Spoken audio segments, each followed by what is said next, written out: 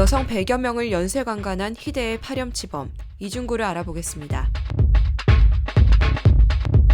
이중구는 1960년 충남 공주시에서 태어났고요.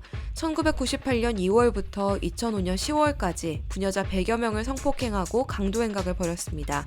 결국 범인의 DNA가 피해자에게서 발견됐고 2006년 1월 검거돼 무기징역이 확정됐습니다.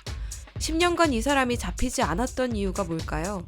첫 번째로 이중구는 아주 야갔습니다. 범죄 행각을 들키지 않으려는 치밀함이 있었던 건데요. 범죄를 저지를 때 피해자의 눈을 우선적으로 가리고 칼로 제압을 했습니다. 그리고 담배도 피우고 대화도 나눌 정도로 범행 장소에 장기간 머물렀다고 해요. 두 번째로 지금과 다른 수사법입니다.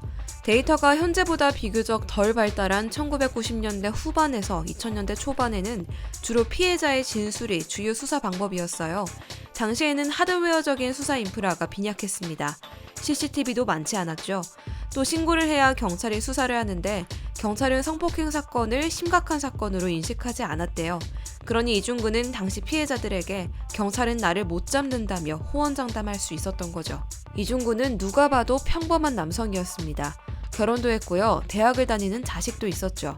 평범한 가정을 이루고 사는 사람에게 사회적인 감시체계는 느슨할 수밖에 없었고요. 그것을 틈타 밤이 되면 이중적인 모습을 드러내며 범죄를 저지른 겁니다. 이중구는 조사 과정에서 범행 동기를 밝힌 적이 있는데요.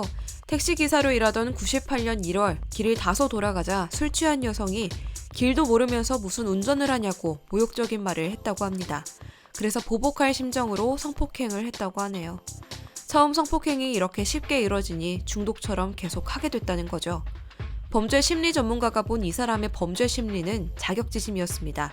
우선 이중구는 초등학교를 중퇴했고요. 키도 작습니다. 전문가는 그가 평균 남자로서 부족한 면을 여성을 상대로 강간을 저지르며 푼 것으로 해석하고 있습니다.